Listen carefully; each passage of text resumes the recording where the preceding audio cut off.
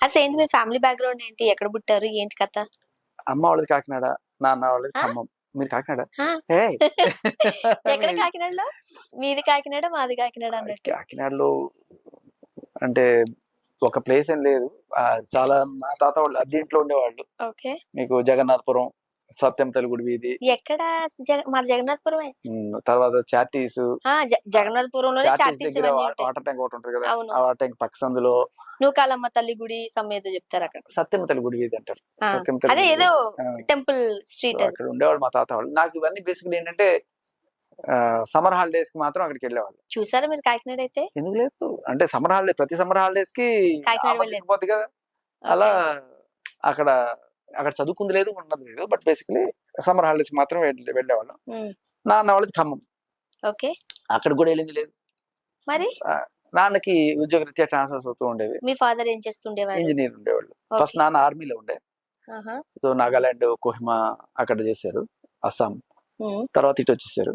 ఇటొచ్చిన తర్వాత అమ్మగారు అమ్మ హౌస్ వైఫ్. హౌస్ వైఫే. హ్మ్. ఓకే. తర్వాత ఇక్కడికొచ్చిన తర్వాత ఇక్కడే ఆహ్, ఇంకా తమిళనాడు, కర్ణాటక, మధ్యప్రదేశ్, సో మీ చదువులన్నీ అటు ఆంధ్ర, ఇటు తిరుగుతూ తెలంగాణ అన్నీ తిరిగేసినాం. చదువులన్నీ అక్కడక్కడ అంతే. నాకు రెగ్యులర్ చైల్డ్‌హుడ్ ఫ్రెండ్స్ అంటే ఎవరు ఉండరు. సంవత్సరం ట్రాన్స్‌ఫర్ మారిపోతూ మనకి. ఉంటారు. అలా తర్వాత ఇంటర్ అయిపోయాక ఇంజినీరింగ్‌కి మనకి ఇక్కడ లోకల్‌గా సీట్ రాలేదని మైసూరులో చదువుకున్నాం. ఓకే. అలా అయిపోయింది. చదువులో టాపరా శేఖర్ భాష? యావరేజ్. యావరేజ్. ఓకే. ఇప్పుడు డ్యాడీ జాబ్ రీత్యా అటు ఇటు తిరుగుతా ఉన్నారు. సో మీరు వెళ్లారు. మీరేమో బీజీ అవుతా, ఆర్‌జే అవుతా, ఇంజినీరింగ్ చేసిన తర్వాత అందరూ సాఫ్ట్‌వేర్ ఇంజినీర్ కావాలని కోరుకుంటారు కదా! మేబీ డ్యాడీ కూడా అట్లానే అనుకుని ఉండుండొచ్చు. మీరేటి మరి? అంటే మరి అంత ఆయన కూడా డిసప్పాయింట్ చేయకుండా నేను కొన్నాళ్ళు అది కూడా ఎలగబెట్టాను. ఆహా! బట్ అందులో స్వయం ప్రకాశించలేదా మీరు? అయ్యో! చాలా గట్టిగా ప్రకాశించాను. అంటే నేను ప్రకాశించినట్టు వేరే వాళ్ళు ప్రకాశించలేరు. అంత బాగా ప్రకాశిస్తాను నేను. ఎలా అంటే అందరూ ఉద్యోగంగా చేస్తారు. హ్మ్. నాకదొక ప్యాషన్‌గా, ఇంట్రెస్ట్‌గా నాకు కోడ్ రాయడం ఇష్టము, ప్రోగ్రామింగ్ చేయడం ఇష్టం. ఓకే. ఈవెన్ నేను ఆర్‌జేయింగ్ చేస్తున్నా, వీజేయింగ్ చేస్తున్నా నాకు తగ్గట్టుగా నేను కోడ్ రాసుకుంటూ ఉంటాను. హ్మ్. చాలా అంటే నేను అలా కమర్షియల్ యాంగిల్‌లో నేనెప్పుడు పోలేదు గానీ, నేను కొన్ని అద్భుతాలు సృష్టించాను. సృష్టించారా? ఎలా అంటే ఫర్ సృష్టికర్త ఎగ్జాంపుల్ గూడా. మేబీ ఒక 6 ఏళ్ళు, 7 ఏళ్ల క్రితము హ్మ్. వాట్సాప్‌కి కాలర్ ట్యూన్స్ పెడితే ఎలా ఉంటది? మామూలుగా మనకి వాట్సాప్‌కి ఎవరికైనా ఫోన్ చేస్తే కుర్రు కుర్రు అని ఒక బోరింగ్ రింగ్ టోన్ వస్తది కదా! అవును. ఎందుకుండాలి? దానికి కాలర్ ట్యూన్ ఉంటే బావుంటది కదా! సో, ఇది చేయాలంటే డైరెక్ట్‌గా వాట్సాప్ వాడే అప్లికేషన్‌లో అప్‌డేట్ రిలీజ్ చేయాలి. హ్మ్. ఆహ్, ఆడికి మనం పెట్టి వాడు చేసేదంతా కాదు గానీ, మనం ఏం చేయొచ్చంటే మనం డౌన్‌లోడ్ చేసుకున్న వాట్సాప్‌ని మనం క్రాక్ చేసుకుంటే, మనమే సొంత అప్లికేషన్ ఇప్పుడు వాట్సాప్‌లో మీకు జీబీ వాట్సాప్ అని రకరకాల వాట్సాప్‌లు వస్తుంటాయి.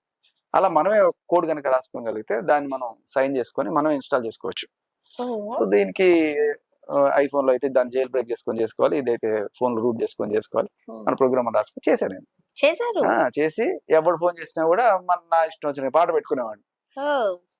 అండ్ కొన్ని సార్లు మామూలు ఇవి కూడా పెట్టేవాడిని. ఎలా అంటే హ్మ్. మీరు ఫోన్ చేసిన వ్యక్తి బిజీగా ఉంటారు. ఇట్లాంటివి ఉంటాయి కదా! ఆ! అదేంటంటే మేము ఆర్‌జేలం కదా! నా తోటి ఆర్‌జే జో అని ఉండేది. తనే ఈ వాయిస్‌లు ఇచ్చేది యాక్చువల్‌గా. హుహు. ఈ ఎయిర్‌టెల్‌కి గాని, జియో‌లకి గాని వస్తుంటది ఓకే. చూసారా?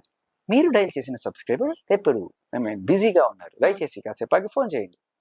ఆ అమ్మాయి వాయిసే కదా! నేనేం చేశానంటే నాకు కూడా చెప్పు నేను ఒకటి రికార్డ్ చేశానని చెప్పి నేనేం చేశాను, మీరు డయల్ చేసిన సబ్‌స్క్రైబర్ ఎప్పుడు బిజీగా ఉంటారు. వీడికి ఫోన్ చేసి మీ టైం వేస్ట్ చేసుకోకండి. మరీ ఎమర్జెన్సీ అయితే 100కి గాని, 108కి గాని కాల్ చేయండి. అని రికార్డ్ చేసి ఓకే. అది పెట్టారు. ఆ! ఎవరు ఫోన్ చేసినా అది వచ్చేసారు. ఏమిట్రా ఇది కొత్తగా ఉందని చెప్పి అనుకునేవాళ్ళు.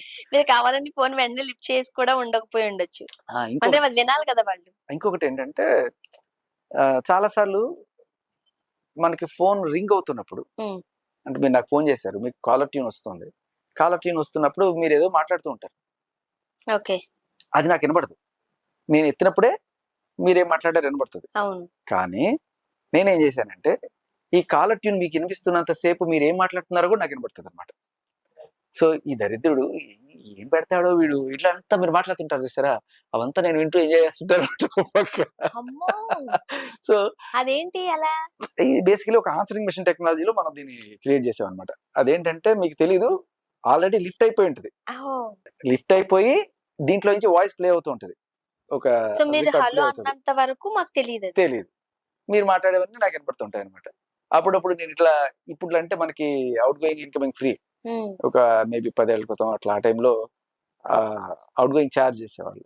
ఓకే. ఆ టైంలో కాలర్ ట్యూన్ ఏంటంటే, "ఆ, గమనించారా మీకు బిల్ పడుతుంది." ఇవి కూడా